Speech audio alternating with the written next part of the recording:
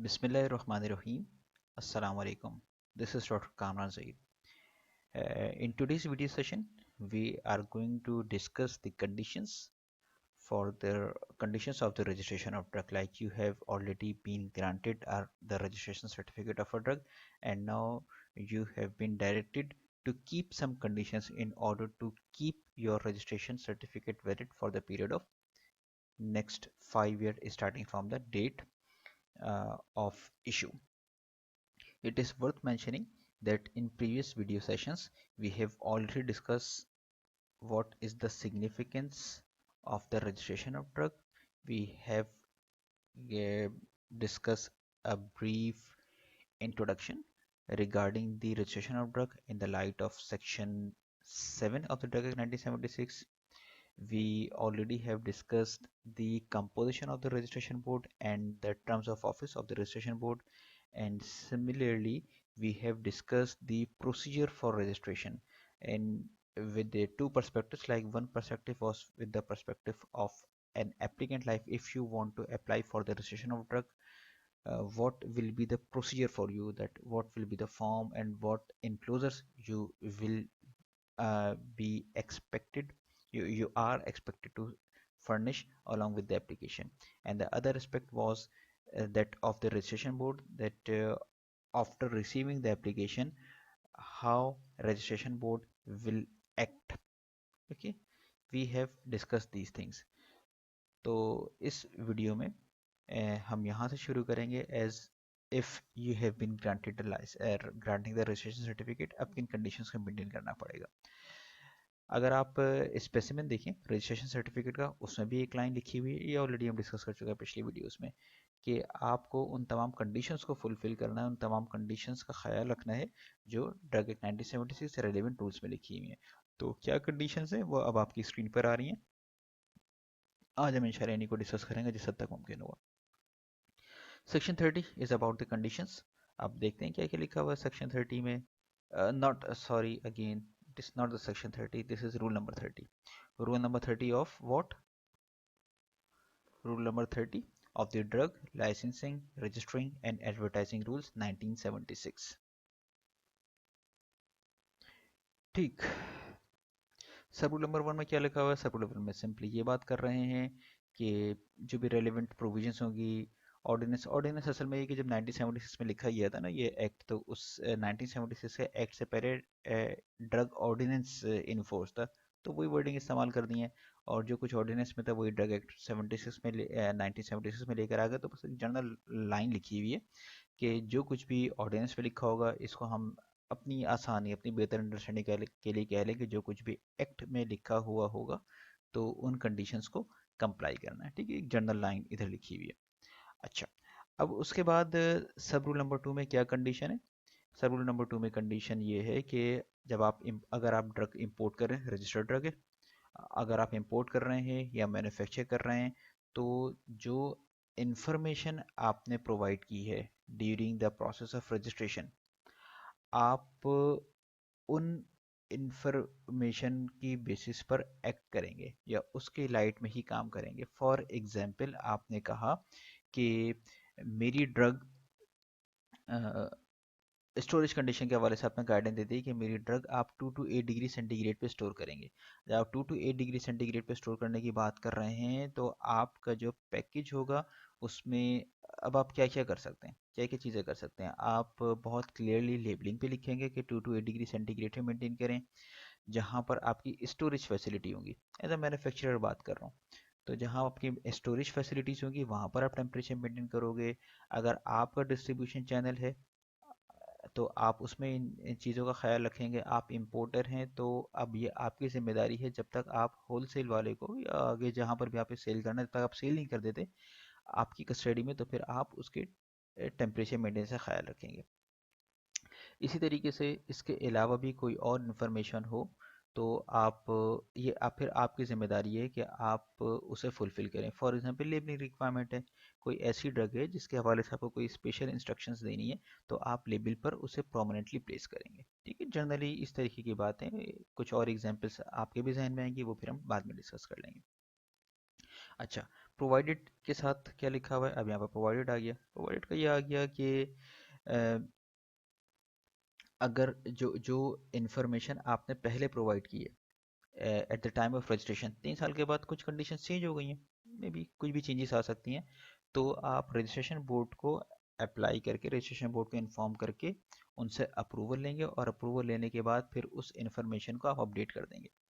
For example, जब आपने registration के लिए फ़ाइल किया था तो उस वक्त वो ड्रग बच्चों के इस्तेमाल के लिए सेफ़ थी, फॉर एग्जांपल।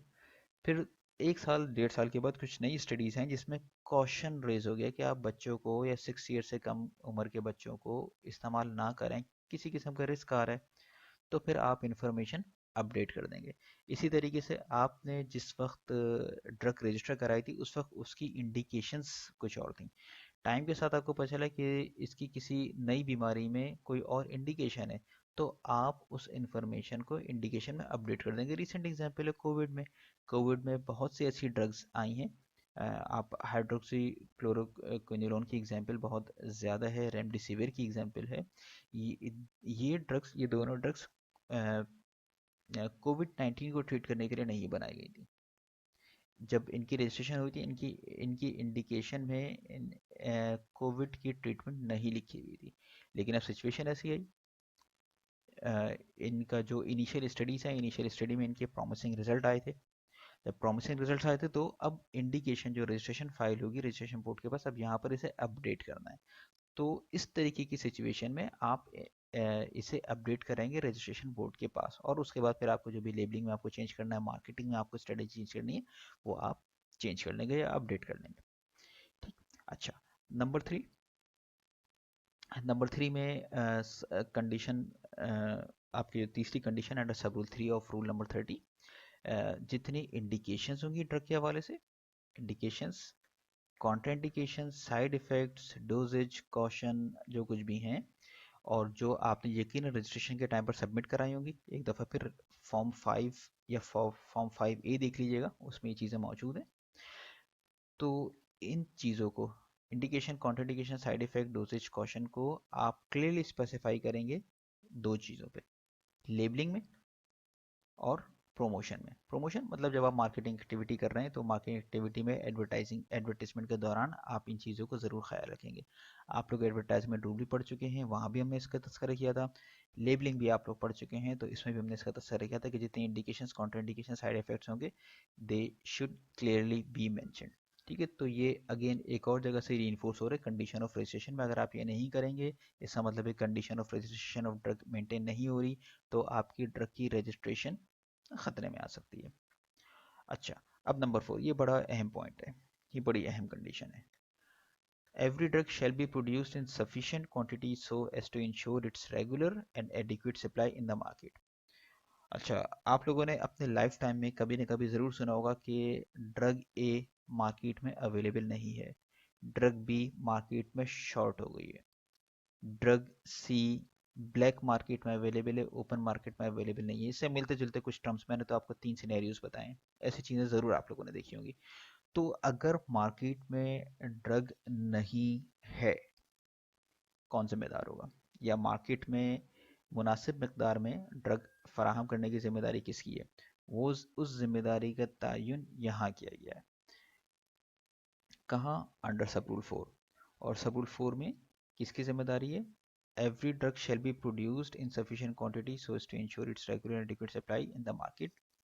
मैन्युफैक्चर की जिम्मेदारी है, नाम नहीं लिखा हुआ। जिसके नाम पर रजिस्ट्रेशन हुई है ड्रग की, उसकी जिम्मेदारी है, नाम नहीं लिखा हुआ। लेकिन अगर आप इसे कंटिन्यूशन पढ़ें, आप पढ़ क्या रहे हैं, आप condition for the registration of drug पढ़ें। और दूसरी तरफ जब आप नाम पढ़ते, सर्टिफिकेट ऑफ रजिस्ट्रेशन देखते हैं, तो सर्टिफिकेट ऑफ रजिस्ट्रेशन किसको इशू होता है? किसी बंदे का भी नाम होता है, ड्रग का नाम भी होता है। तो उधर जिसका नाम है, दैट पर्सन और that company will be responsible to maintain the adequate supply in the market. Manufacturer का नाम इसलिए देखा, बाज़ औक़ात आप कॉन्ट्रैक्ट मैन्युफैक्चरिंग कराते हैं। ठीक। इसी तरीके से इंपोर्ट का केस हो गया, मैन्युफैक्चरिंग आपने नहीं की, मैन्युफैक्चरिंग कोरिया में हुई है, चाइना में हुई है, कराची की मार्केट में शॉर्ट हो गई है, तो चाइना में जो बंदा बैठा है वो किस तरीके से इंश्योर करेगा? हाँ, जो लोकल एजेंट है वो रिस्पॉन्सिबल होगा। अच्छा, इसी तरीके से नंबर 5, कभी कभी भाई ऐसा होता है कि अ, आपके पास कुछ सफिशिएंट रीजंस होते हैं, मैन्युफैक्चरिंग में कुछ प्रॉब्लम्स हैं, कोई मशीनरी ख़राब हो गई है या रॉ मटेरियल अवेलेबल नहीं है। मतलब फॉर एग्जांपल आप इंडिया से मंगवाते थे रॉ मटेरियल, रिसेंट दिनों में कशीदगी बढ़ गई थी, होती रहती है कशीदगी इंडिया के साथ, तो उसका इम्पेक्ट क्या पड़ता है, जो भी ट्रेड होती है फार्मास्यूटिकल्स में, हम उन पर रिलाई तो नहीं, मतलब हम ये कर रहे होते हैं कि मेजर रॉ मटेरियल, मतलब ज़्यादातर रॉ मटेरियल हम उन्हीं से मंगवा रहे होते हैं due to cost. Even China से सस्ता पड़ता है। तो इस तरीके की जब थोड़ी कशीदगी होती है तो ट्रेड मुतासर होती है, ट्रेड मुतासर होती है तो क्या होगा, आपको अपना सोर्स चेंज करना पड़ेगा। जब सोर्स चेंज करना पड़ेगा तो आपको यकीनन कुछ एक्टिविटीज़ दोबारा करनी है।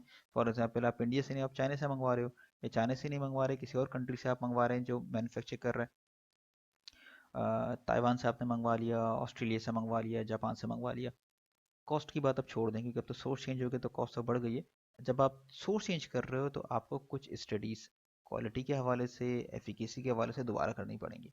जब दोबारा करनी पड़ेंगी तो इस टाइम पर ये जो ड्यूरेशन है जिसमें आप ट्रांजिशन फेज में, तो यकीनन आप बैच नहीं बनाओगे।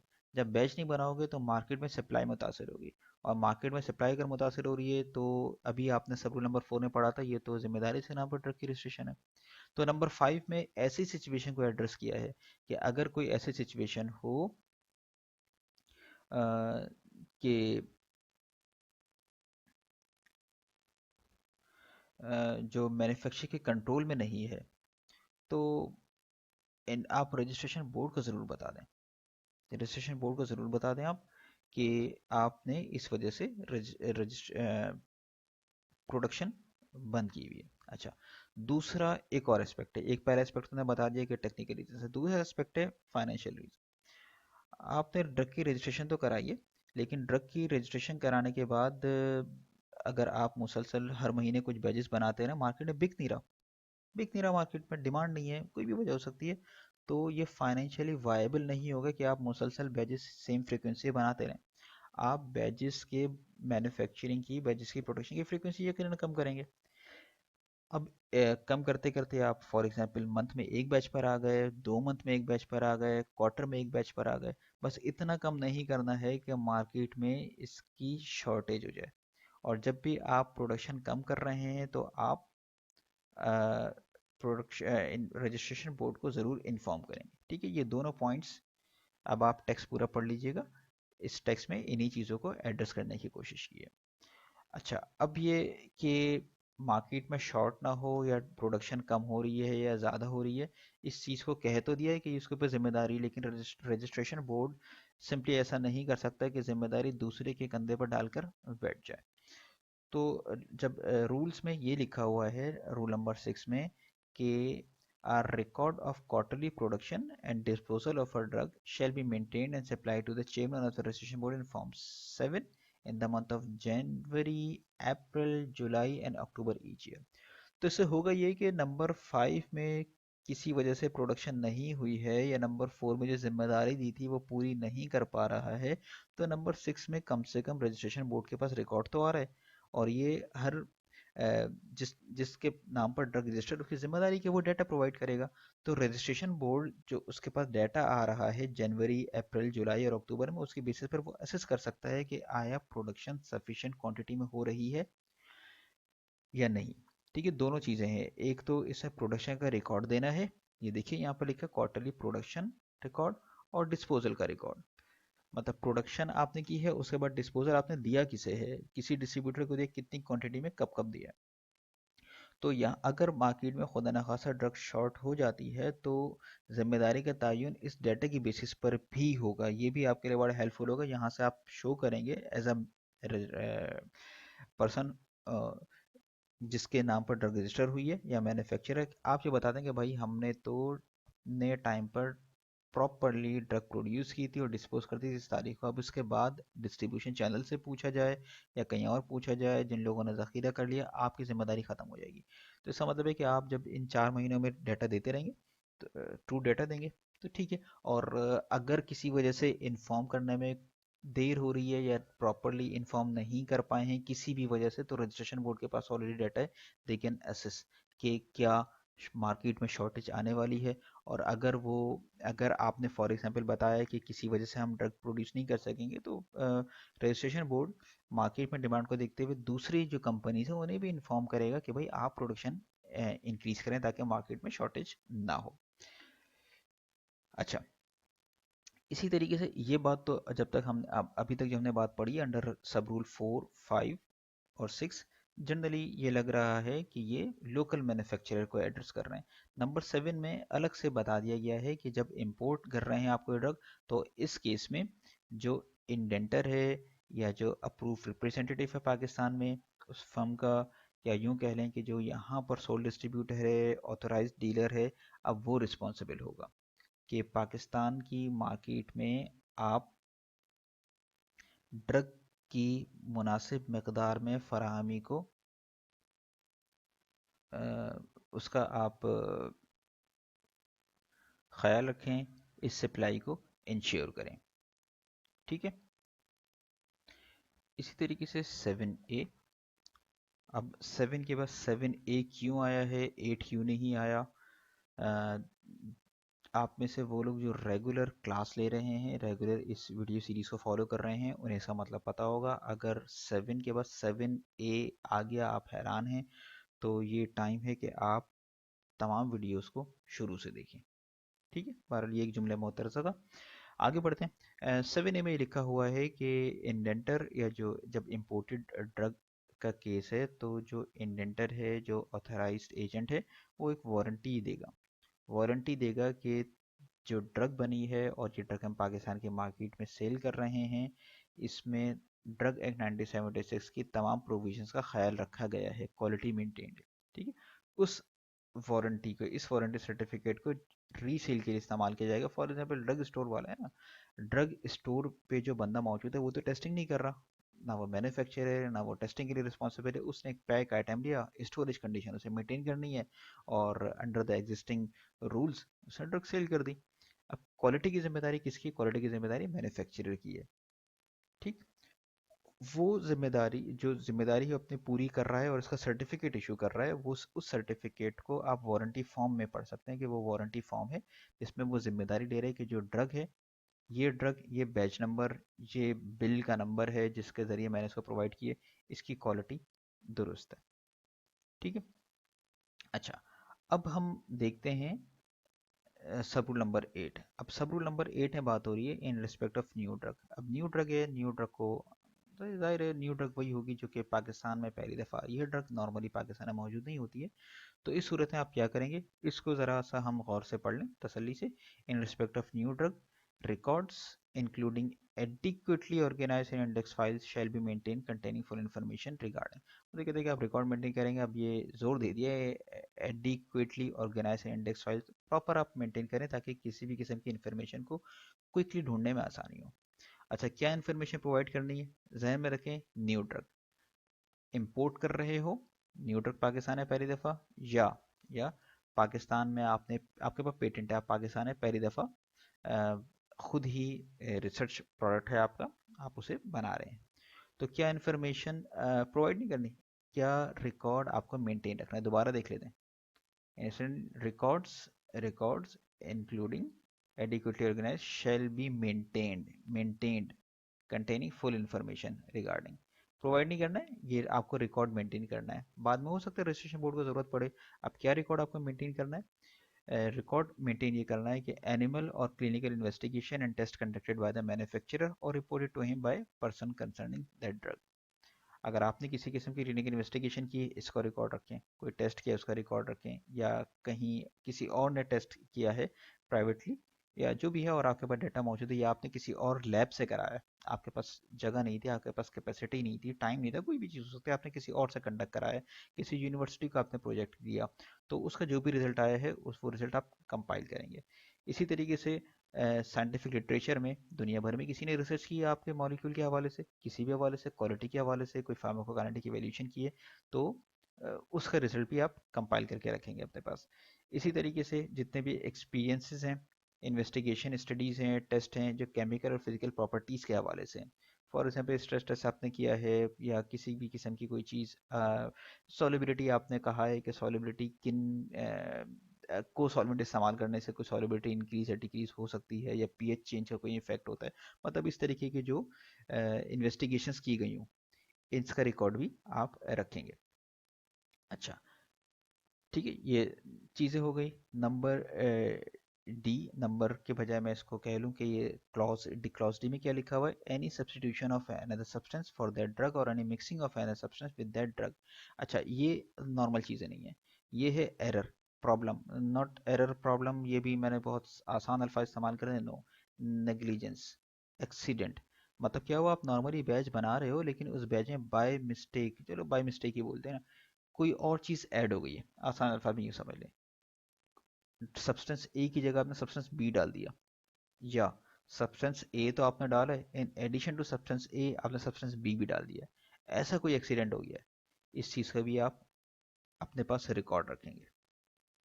ठीक, रिकॉर्ड भी रखेंगे, और नीचे कहीं लिखा हुआ है कि आप इसे रजिस्ट्रेशन बोर्ड को भी इन्फॉर्म करेंगे। चलो हम सीक्वेंस में आएंगे तो उसको देख लेंगे कि इसमें से किन चीज़ों को इमीडिएटली बताना है, किन चीज़ों का सिर्फ रिकॉर्ड मेंटेन करना है। अभी हम जो बेस लाइन है, स्टेम है इसका, उस कहाँ था स्टेम, ये वाला था, ये स्टेम था। इसकी बेसिस में हम ये सिर्फ फोकस कर रहे हैं कि रिकॉर्ड हमें मेंटेन क्या करना है in case of new drug. और न्यू ड्रग में है तो जनरली ना हर ड्रग के लिहाज से इसको मेंटेन कर ही लेते हैं, लेकिन फोकस है न्यू ड्रग। अच्छा, डी पर थे क्लॉज डी में, और हम ये कह रहे थे कि सब्सटीट्यूशन हो जाए किसी वजह से एक्सीडेंटली, तो ये रिकॉर्ड आपको मेंटेन रखना है। या लेबलिंग आपने की है ड्रग की, उसमें किसी किस्म का एरर आ गया, कोई टाइपिंग मिस्टेक आ गई है, स्पेलिंग आगे पीछे हो गई, या आपने मतलब किसी भी इस तरीके की चीज़ हो गई, वार्निंग आप लिखना भूल गए, या मिस प्रिंटिंग हो गई, पढ़ा नहीं जा रहा, तो ऐसा कोई भी एरर है आप उसका रिकॉर्ड मेंटेन करेंगे, रेक्टिफाई यकीनन कर लेंगे आप। आपको पता चला कि भाई ये मसला है, आपने लेबल हटाया और चेंज कर दिया। या मार्केट में ड्रग चली गई, गलत एक्सपायरी छप गई, फॉर एग्जांपल कभी कभी होता है ना कि 11/8 लिखना था आपको, 11/8 मतलब हम जो पाकिस्तान में हम देख रहे थे 11/8, हम कहते 11/8, 11/8/2020, 11/8/2020 का मतलब होगा 11 अगस्त। लेकिन अगर जहाँ पर मंथ पहले पढ़ा जाता है, एक्सपोर्ट के केस में कोई प्रॉब्लम हो गई, तो 11/8 का मतलब हो जाएगा 8 नवंबर 2020। तो इस किस्म की प्रॉब्लम हो गई, आइडेंटिफाई किया आपने, लेबल आप चेंज करेंगे, लेकिन ये एरर आप रिकॉर्ड में लेकर आओगे, लिखोगे ज़रूर। या एक्सपायरी ड्रग, मतलब एक्सपायरी की मैंने बात कर दी, बैच नंबर लिखना भूल गए या बैच नंबर गलत छप गया, तो लेबलिंग चेंज होगी। अच्छा, इसी तरीके से आप क्लॉज एफ में आए, क्लॉज एफ में ये बात कह रहे हैं कि अगर किसी भी किस्म की डिटोरिएशन किसी खास बैच में पता चले, किसी भी किस्म की डिटोरिएशन हो, किसी किस्म का कोई सिग्निफिकेंट केमिकल चेंज आया, फिजिकल चेंज आया, पीएच चेंज हो गई, कलर चेंज हो गया, सस्पेंशन सस्पेंशन ब्रेक हो गई, किसी किस्म का कोई कंटेमिनेशन आ गई, बैक्टीरियोलॉजिकल कंटेमिनेशन आ गई, इस किस्म की कोई भी चीज़ होगी, तो इसका भी रिकॉर्ड आप मेंटेन करेंगे। ठीक है।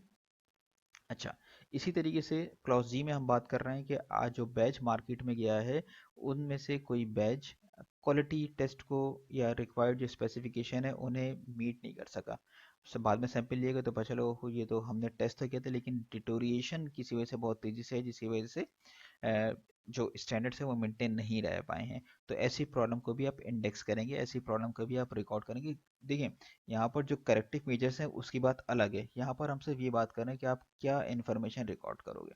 ये चीज़ें होती नहीं है आमतौर पर, क्योंकि इसको बहुत केयरफुली मॉनिटर करने के बाद ही आप बैच मैन्युफैक्चरिंग की तरफ आते हैं, और जब बैच मैन्युफैक्चरिंग हो रही होती है उससे ये बहुत क्रिटिकली तमाम चीज़ों को देख रहे होते हैं, उसके बाद भी अगर कोई चीज़ रह जाए, ये उस वक्त की बातें हो रही हैं। फिर एच में बात हो रही है एनी अनएक्सपेक्टेड साइड इफेक्ट। आप मार्केट में ड्रग गई, आपने पूरी इन्वेस्टिगेशन की थी लेकिन अनएक्सपेक्टेड साइड इफेक्ट आ रहे हैं। फॉर एग्जांपल, आपने मुख्तलिफ पॉपुलेशन में टेस्ट तो किया था, लेकिन अ, कुछ कॉन्ट्राइंडिकेशन, कुछ ड्रग इंटरेक्शंस आ गए जो कि आपको पहले से पता नहीं था, कोई एक ख़ास पॉपुलेशन ग्रुप में प्रॉब्लम्स आ रही है। फॉर एग्जांपल, स्मोकर्स हैं, स्मोकर्स में कोई चीज़ आ गई है, तो ऐसी कोई चीज़ आ रही है, कोई सेंसिटिविटी है, कोई टॉक्सिसिटी आ रही है, कोई इंजरी आ रही है, कोई भी ऐसी प्रॉब्लम आ रही है, अनएक्सपेक्टेड चीज़ें, तो इन्हें भी आप रिकॉर्ड करेंगे तमाम डिटेल्स के साथ, क्लिनिकल यूज़ के साथ, स्टडीज़ के साथ। ठीक है। और आई में जर्नल, एक जनरल चीज़ है कि जनरली आपने जिस मकसद के लिए ड्रग दी थी वो टेरिबली फेल हो गई, वो ड्रग, मतलब उस ड्रग उस सिचुएशन को ट्रीट ही नहीं कर पा रही। फॉर एग्जांपल कोई आपने एंटीबायोटिक बनाई थी एक खास स्ट्रेन के खिलाफ, उस स्ट्रेन जिस स्ट्रेन के खिलाफ आपने एंटीबायोटिक बनाई थी उसके खिलाफ काम ही नहीं कर रही। हालांकि आपने जो लैब में टेस्टिंग की थी लैब में बिल्कुल क्लियर है, लेकिन मार्केट में ये चीज़ अब हो नहीं रही है। क्यों नहीं हो रही? तो फिर आपको मजीद इन्वेस्टिगेशन करनी पड़ेगी, तो ये इससे कम से कम इस प्रॉब्लम को आप लॉक ज़रूर करेंगे। ठीक है, तो यहाँ पर तकरीबन कितने, एक दो तीन नौ, नाइन, नाइन इन्फॉर्मेशन है जिन्हें आप रिकॉर्ड करेंगे। अब इन नाइन इन्फॉर्मेशन में से रजिस्ट्रेशन बोर्ड को डी, ई और एफ में जो कुछ भी लिखा हुआ है उसे आप इमीडिएटली इन्फॉर्म करेंगे। ठीक है, अभी शुरू में कहा था ना कि इसमें से कुछ चीज़ें हैं जो कि आप इमीडिएटली इन्फॉर्म करेंगे रजिस्ट्रेशन बोर्ड को। डी में ज़रा देख लें।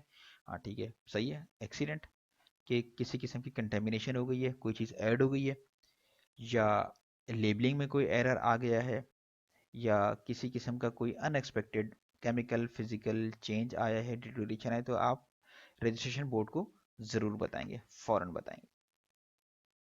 ठीक, और इसी तरीके से इसमें से कोई भी इंफॉर्मेशन रजिस्ट्रेशन बोर्ड जब भी कहे आपको प्रोवाइड करनी है।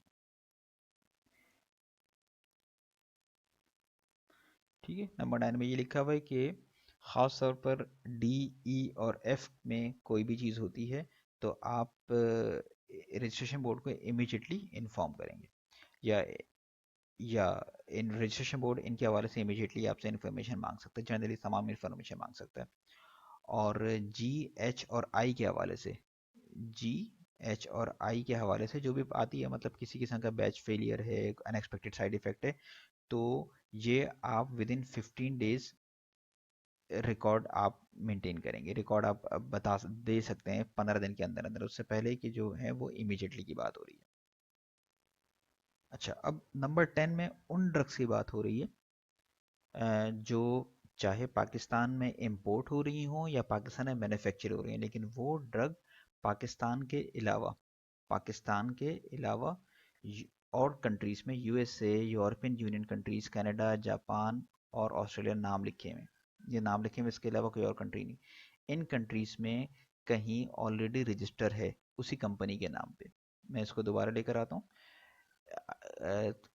ऐसी ड्रग जो कि पाकिस्तान में इंपोर्ट होने के बाद सेल हो रही हो या मैन्युफैक्चर होने के बाद सेल हो रही हो, और वो ड्रग इन कंट्रीज में, जो कभी हाईलाइट किया हुआ है, इन कंट्रीज में सेल के लिए अवेलेबल है, तो उस हवाले में कुछ और कंडीशंस हैं। क्या कंडीशंस हैं इनको ज़रा देखते हैं, दोबारा देख लें। कंपनीज के हवाले से बात है। फॉर एग्जांपल कंपनी ए जो पाकिस्तान में ड्रग बना रही है, इसकी कोई और कंपनी, सेम कंपनी मल्टीनेशनल के केस में, या कोई लाइसेंस्ड है, इन 6 कंट्रीज में उस कंपनी के पास ड्रग रजिस्टर भी है और वो सेल भी कर रही है, तो कुछ एडिशनल कंडीशंस आ रही हैं, इनको ज़रा सा हम देख लेते हैं। वो ये कि अगर इन कंट्रीज में किसी भी सेफ्टी रीज़न की वजह से ड्रग विड्रॉ होती है, या तो ड्रग विड्रॉ होती है, विड्रॉ का मतलब है ये वॉलंटरीली आप खुद कर रहे हैं, या बैन करती ही आती है उधर की ड्रग रेगुलेटरी अथॉरिटी की तरफ से, तो रिस्ट्रिक्शंस सेम रिस्ट्रिक्शंस पाकिस्तान में भी अप्लाई होंगी। अगर फॉर एग्जांपल एक ड्रग है, ड्रग ए, वो ऑस्ट्रेलिया में बैन हो गई है, ऑस्ट्रेलिया में बैन हो गई है, और वहाँ पर भी वही मैन्युफैक्चरर था, उसी मैन्युफैक्चरर की ड्रग बैन हुई जो पाकिस्तान में मैन्युफैक्चरिंग कर रहा है। कंपनी ए पाकिस्तान में भी है और कंपनी ए ऑस्ट्रेलिया में भी ऑपरेशन कर रही है, वहाँ पर एक ड्रग जेड बैन हो गई है। जब ऑस्ट्रेलिया में बैन हुई है तो पाकिस्तान में भी वो ड्रग बैन हो जाएगी। ऑस्ट्रेलिया में विड्रॉ हुई है तो पाकिस्तान में भी विड्रॉ हो जाएगी। ठीक है, बात दोबारा समझें। ये बात हो रही है उस वक्त की जब पाकिस्तान में एक ड्रग रजिस्टर है, पाकिस्तान में सेल के लिए अवेलेबल है, और पाकिस्तान में जो कंपनी बना रही है वही कंपनी इन 4-5 कंट्रीज में, या उस कंपनी के कोई एसोसिएट है, कोई सिस्टर कंपनी है, वो बना रही है, तो और उधर अगर ड्रग विड्रॉ हुई है, बैन होगी, तो पाकिस्तान में भी वही एक्शन लिया जाएगा। और उसको इंश्योर कौन करेगा? उसको इंश्योर करेगा जो पाकिस्तान में जो इंडेंटर है या मैन्युफैक्चरर है। अब फिर ये उसकी जिम्मेदारी है कि वो अगर फॉर एग्जांपल ऑस्ट्रेलिया में अगर वो ड्रग विड्रॉ हुई है, तो पाकिस्तान में भी इधर मैन्युफैक्चरर या इंपोर्टेड ड्रग के केस में इंडेंटर रिस्पॉन्सिबल होगा कि वो इस ड्रग को मार्केट से विदड्रॉ करें। अब आप ज़रा जहन में लेकर आ जाएं, आप ड्रैप की साइट पर जाइएगा ना, ड्रैप की साइट पर भी रिकॉल इन्फॉर्मेशन का अलग टैब बना हुआ है। तो कभी कभी ड्रग रिकॉल करनी थी तो उसकी इन्फॉर्मेशन वहाँ आ जाती है। बस यहाँ से आप ये मैसेज लेकर जाएं, ये आप जहन में रखें कि रजिस्ट्रेशन बोर्ड का काम नहीं है ड्रग रिकॉल कराना। रजिस्ट्रेशन बोर्ड डायरेक्ट कर सकता है, एक्चुअली परफॉर्म, ये नहीं कि ड्रग इंस्पेक्टर जाके सारे स्टॉक सीज करा होगा, सारे स्टॉक उठा रहा होगा, नहीं। जिसने डिस्ट्रीब्यूट किया है ये उसी की जिम्मेदारी है। एक टाइम दिया जाएगा, उस टाइम में शॉर्टेस्ट पॉसिबल टाइम है, अगर नहीं हो सकता तो उसके बाद फिर प्रॉब्लम आना शुरू हो जाएगी। रजिस्ट्रेशन बोर्ड का आप हर स्टेप पर बाखबर रखेंगे। अच्छा, इसी तरीके से ये तो विड्रॉल की रिकॉल की बात हो गई। अब बी में ये बात आ रही है, अब ये विड्रॉल वगैरह की नहीं है, यहाँ ये बात है कि अगर इन कंट्रीज में, अब इसी कंटिन्यूशन में जा रहे हैं, किसी किस्म की कोई नई क्लिनिकल इंफॉर्मेशन आती है और उधर की ड्रग रेगुलेटरी अथॉरिटी अप्रूव कर देती है, ठीक, तो वो क्लिनिकल इंफॉर्मेशन पाकिस्तान में भी कंसीडर्ड अप्रूव समझी जाएगी, कंसीडर अप्रूव समझी जाएगी, ठीक है। और रजिस्ट्रेशन बोर्ड अगर उसे मॉडिफिकेशन करना चाहे, वो हम ऊपर देख ही चुके हैं, पावर इनके पास, तो वो मॉडिफाई कर सकता है। वरना इस केस में फॉर एग्जांपल कनाडा की कोई ड्रग है, कनाडियन कंपनी बना रही है, पाकिस्तानी ही बना रही है, तो वो उधर कोई नई क्लिनिकल इन्फॉर्मेशन आती है तो पाकिस्तान अभी वो उसे अप्रूव ही समझा जाएगा, रजिस्ट्रेशन बोर्ड को फॉर्मली इन्फॉर्म कर दें। इसी तरीके से ये क्लिनिकल इन्फॉर्मेशन की बात आई है। क्लॉज सी में एडवर्स ड्रग रिएक्शन की बात आ गई कि अगर एडवर्स ड्रग रिएक्शन उन कंट्रीज में कहीं रिपोर्ट हुआ है जो कि अनएक्सपेक्टेड है यकीनन, तो पाकिस्तान में भी जो मैन्युफैक्चरर है या इम्पोर्टर है, अब ये उसकी जिम्मेदारी है कि वो उससे वाकिफ हो, उसे पता हो और उस एडवर्स रिएक्शन को रजिस्ट्रेशन बोर्ड को इन्फॉर्म कर दे विद इन 30 डेज। ये लिखा हुआ है, टेक्स्ट आप लोग पढ़ लेंगे, तो बस मैंने सिर्फ इसकी समरी बता दी है। तो अगर हम इसको समराइज करें, किसको हम समराइज कर रहे हैं, सब रूल नंबर 8 को, किस हवाले से, उन ड्रग्स के हवाले से है जिसे पाकिस्तान में बनाने वाली कंपनी, पाकिस्तान में अगर वो ड्रग इंपोर्ट हो रही है या मैन्युफैक्चर हो रही है, और जो मैन्युफैक्चरर पाकिस्तान में मौजूद है, वही manufacturer Australia, European union, USA, Canada या जापान ही बना रहा है या उसकी कोई सिस्टर कंपनी बना रही है। तो इन शॉर्ट, जो इस सूरत में जो एक्शन इन कंट्रीज में लिया जाएगा वही एक्शन पाकिस्तान में भी लिया जाएगा। उधर अगर ड्रग बैन या विड्रॉ हो रही है तो पाकिस्तान में भी वो ड्रग बैन या विड्रॉ होगी, और रिस्पॉन्सिबिलिटी किसकी होगी, जिसके नाम पर ड्रग रजिस्टर है। नंबर टू, अगर उन कंट्रीज में किसी किस्म की कोई नई क्लिनिकल इंफॉर्मेशन आती है तो वो क्लिनिकल इंफॉर्मेशन रजिस्ट्रेशन बोर्ड को आप इन्फॉर्म करें पाकिस्तान में और उसे अपडेट करा लें, कंसिडर्ड अप्रूव होगी। और तीसरी चीज़, अगर उन कंट्रीज में किसी किस्म का कोई एडवर्स ड्रग रिएक्शन रिपोर्ट होता है तो पाकिस्तान में जो मैन्युफैक्चरर है उसकी जिम्मेदारी कि उससे वाकिफ हो और 30 डेज के अंदर अंदर रजिस्ट्रेशन बोर्ड को इन्फॉर्म करे, और इन्फॉर्म करने के बाद मतलब इन्फॉर्म करे और जो रजिस्ट्रेशन फाइल का डाटा है उसमें अपडेट करा दे, ठीक है। ये कंडीशंस थी इन ड्रग्स के हवाले से। इसके बाद दो और सब रूल्स हैं। पहला सब रूल 11 ये कह रहा है कि जब आप प्रमोशन करेंगे, एडवर्टाइजमेंट करेंगे, तो शेड्यूल जी में कुछ इथिकल क्राइटेरिया दिया है, आप उसे फॉलो करेंगे। आप इसे सेपरेटली पढ़ लीजिएगा, मैनुअल मौजूद है। एग्जामिनेशन पॉइंट ऑफ व्यू से छोड़ दें, लेकिन ख्याल रखिएगा जब आपने एडवर्टाइजिंग रूल्स पढ़े हैं तो एडवर्टाइजिंग रूल्स पढ़ने के बाद शेड्यूल जी भी आपको लॉजिकली पढ़ना है, रीड कर लीजिएगा, सिंपल रीडिंग है इसकी।